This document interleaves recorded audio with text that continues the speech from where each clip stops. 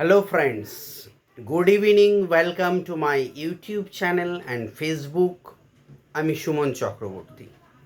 আমি well experience teacher cum author and YouTuber. আজকে তোমাদের একটা ইতিহাসের প্রশ্ন নিয়ে আসলাম, আলোচনা করব বিস্তারিতভাবে।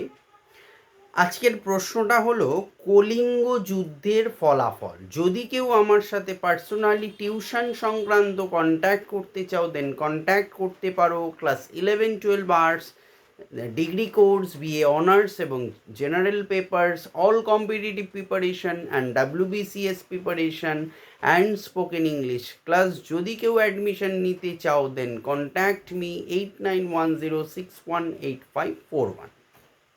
So let's start the video. Kalinga যুদ্ধের ফলাফল, অর্থাৎ কলিঙ্গ যুদ্ধের ফলে কি কি হয়েছিল।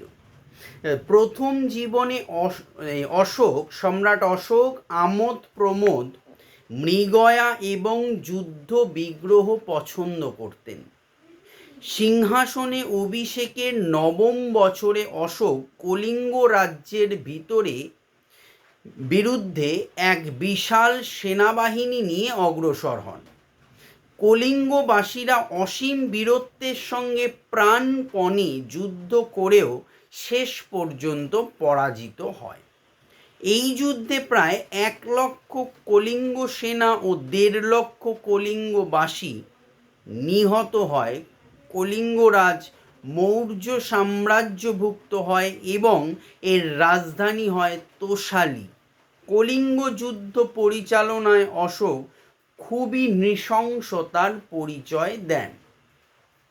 এবারে আসবো কলিঙ্গ যুদ্ধের ফলাফল। টোটাল 6টা ফলাফল বলবো প্রধানত। এক, কলিঙ্গ যুদ্ধ মগধ ইতিহাসে শেষ বড় যুদ্ধ। ঐতিহাসিক রাধাকুমুদ মুখোপাধ্যায় তার গ্রন্থে মন্তব্য করেছেন যে কলিঙ্গ যুদ্ধের ভয়াবহ পরিণাম অশোকের ব্যক্তিগত ও রাষ্ট্রীয় জীবনের রূপান্তর ঘটায়।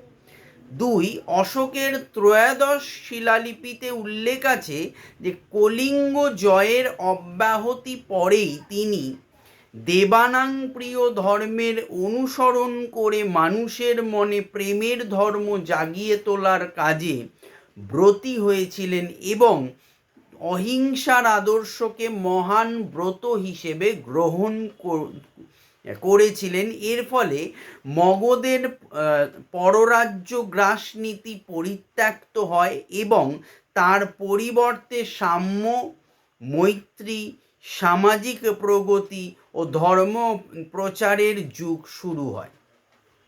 3, অশোক নিজে প্রেম, মৈত্রী ও অহিংসার মূর্ত প্রতীক হয়ে ওঠেন। যুদ্ধক্ষেত্রে নিদারুণ হত্যালীলা ও অসংখ্য কলিঙ্গবাসীর অবর্ণনীয় দুর্দশা অশোকের মনে গভীর অনুশোচনার উদ্রেক করে। চিত্তের প্রশান্তির জন্য তিনি যুদ্ধনীতি পরিত্যাগ করে বৌদ্ধ ধর্ম গ্রহণ করেন।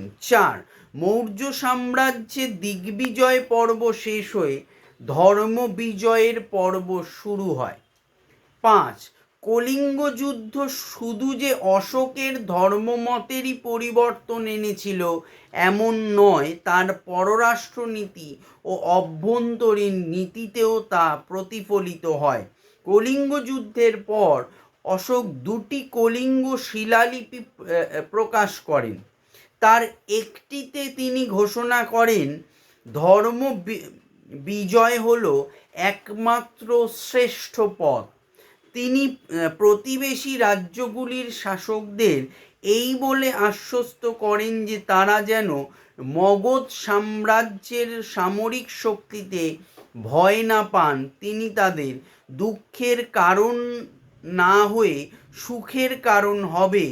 প্রজাদের তিনি সন্তান তুল্য মনে করতেন। 6, লাস্ট পয়েন্ট, অশোক মগধের প্রজাদের এই বলে আশ্বাস দেন যে জনসাধারণের তথা জীবমাত্রেরই ইহলৈকিক ও পারলৌকিক মঙ্গল সাধন করাই তার জীবনের ব্রত। এই উদ্দেশ্যে তিনি জনকল্যাণমূলক কাজে ব্রতী হন এবং কয়েকটি ব্যবস্থাও গ্রহণ করেন। সো ভিডিও ভালো লাগলে একটা লাইক করো, শেয়ার করো, চ্যানেলটি সাবস্ক্রাইব করে পাশের বেল আইকনটি প্রেস করে রেখো। Thank you, good night.